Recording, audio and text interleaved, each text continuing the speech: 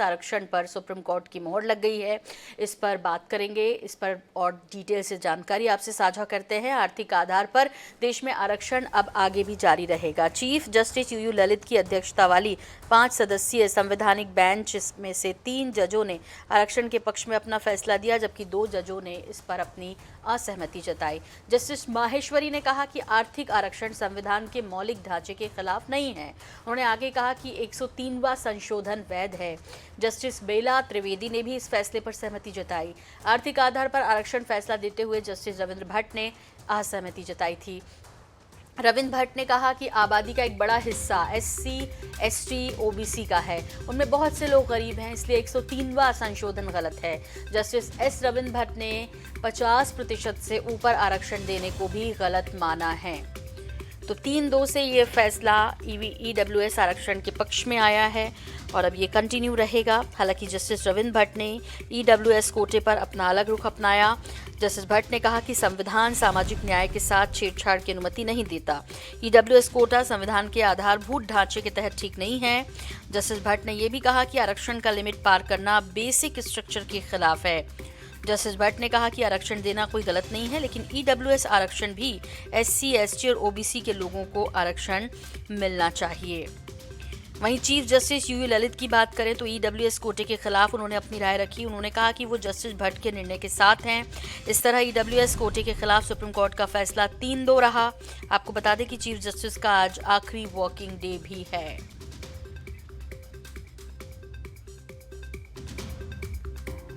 कपिल सांकला जी हमारे साथ जुड़ रहे हैं, वरिष्ठ अधिवक्ता सुप्रीम कोर्ट। कपिल जी, आपसे जानना चाहेंगे, 3-2 से ये फैसला हुआ है और 3 जजों की हामी थी, 2 ने इस पर अपनी असहमति जताई। किस तरह देख रहे हैं आप इसे, ईडब्ल्यूएस आरक्षण पर जो सुप्रीम कोर्ट में फैसला सुनाया गया है इसे? जी, बड़ा ही हिस्टोरिक फैसला है ये, क्योंकि ये बड़ी इंपॉर्टेंट चीजों को डिस्कस करता है। एक तो जो हमारा basic structure of the constitution है, जो केशवानंद भारती की जजमेंट थी, उसमें दिया गया था कि कॉन्स्टिट्यूशन के 2 पार्ट होते हैं। एक जो स्ट्रक्चर चेंज किया जा सकता है लेजिस्लेचर से, और एक जो स्ट्रक्चर को छुआ नहीं जा सकता, जैसे बेसिक स्ट्रक्चर कहा जाता है। और हर कई सालों से बहुत सारी ऐसी जजमेंट आई है, बहुत सारे ऐसे मूवमेंट हुए जहाँ पे बेसिक स्ट्रक्चर को चेंज करा जा सकता है, नहीं करा जा सकता, क्वेश्चन होते हैं। ये जो केस है, ये 3-2 की मेजोरिटी से ये बोलता है कि बेसिक स्ट्रक्चर, मतलब इसमें ये है कि कुछ जजेस ने कहा है कि ये बेसिक स्ट्रक्चर को अमेंड किया जा सकता है। 103 अमेंडमेंट जो है वो बेसिक स्ट्रक्चर क्योंकि सोशल रिक्वायरमेंट है इसलिए किया जा सकता है। एक जज ने कहा है कि ये जो अमेंडमेंट है, ये बेसिक स्ट्रक्चर के साथ खिलवाड़ नहीं करती है, क्योंकि ये एक नई कैटेगरी बनाती है, इसलिए पुरानी कैटेगरी के साथ कोई छेड़छाड़ नहीं हुआ है। तो ये इंटरप्रिटेशन दी है 2 साइड के जजेस ने। जो माइनॉरिटी व्यू ये था कि जो सोशल रिक्वायरमेंट्स होती हैं उसके लिए भी आप किसी भी हालत में कॉन्स्टिट्यूशन के साथ छेड़छाड़ नहीं कर सकते हो, ये जस्टिस भट्ट ने कहा है और जस्टिस ललित ने भी कहा है। तो हिस्टोरिकली बहुत अच्छा फैसला है।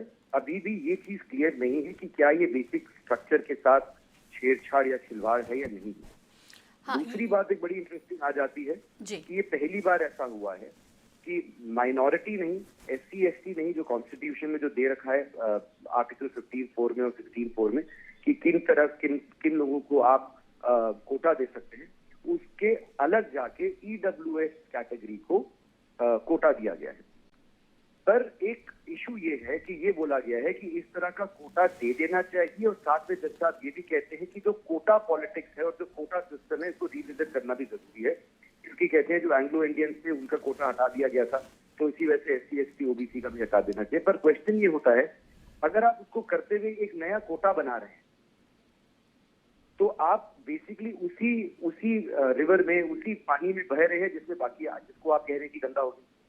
तो या तो आप ये बोलिए कि सारे किस्म के कोटे हटा देने चाहिए, तो समझ आता है, पर नया कोटा अगर आज बना रहे हैं ईडब्ल्यूएस में, तो कल हो सकता है एलजीबीटीक्यू वाले भी बोले हमें भी कोटा चाहिए, कोई और भी बोले हमें कोटा चाहिए, तब आप क्या करेंगे? तो ये भी जजमेंट उन्होंने दी है, पढ़ना जरूरी है, इंटरप्रिटेशन देखना जरूरी है।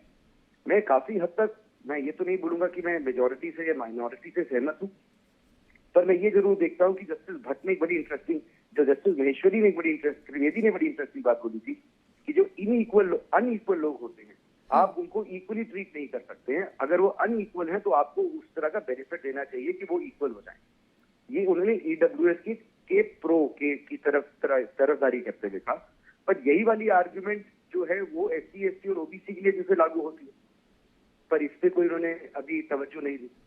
और दूसरी चीज जो मुझे बड़ी इंटरेस्टिंग लगी वो ये लगी कि जो जस्टिस भट्ट ने कहा कि जो कोटा है ये कॉम्पनसेटरी मैकेनिज्म है, मतलब जो पुरानी आपकी गलती है, पुराने पाप हैं, जो पुरानी जो चीजें लैक करते थे उसको कवर करने के लिए कॉम्पनसेटरी मैकेनिज्म है, एक फ्री पास नहीं है। मतलब ये नहीं है कि लोगों को फ्री में कुछ दिया जा रहा हो।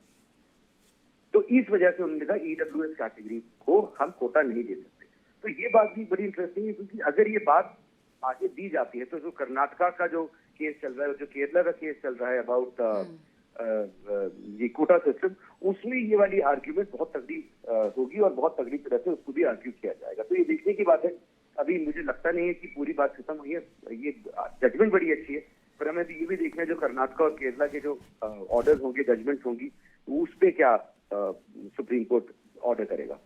हाँ बिल्कुल, आरक्षण का मुद्दा क्योंकि सांकला जी कई जगह उलझा हुआ है और ऐसे में यदि बेसिक स्ट्रक्चर से छेड़छाड़ होगी तो वाकई में फिर जैसे आपने कहा कि आगे आने वाले दिनों में और क्या कुछ इसमें निकल कर आता है, बाकी मामलों की जब सुनवाई होगी तो यहाँ ये जो जजमेंट है इसे किस तरह से देखा जाएगा उस दौरान, तो वाकई में काफ़ी इंटरेस्टिंग होगा। कपिल सांकला जी बहुत शुक्रिया हमारे साथ वक्त साझा करने के लिए, हमें वक्त देने के लिए।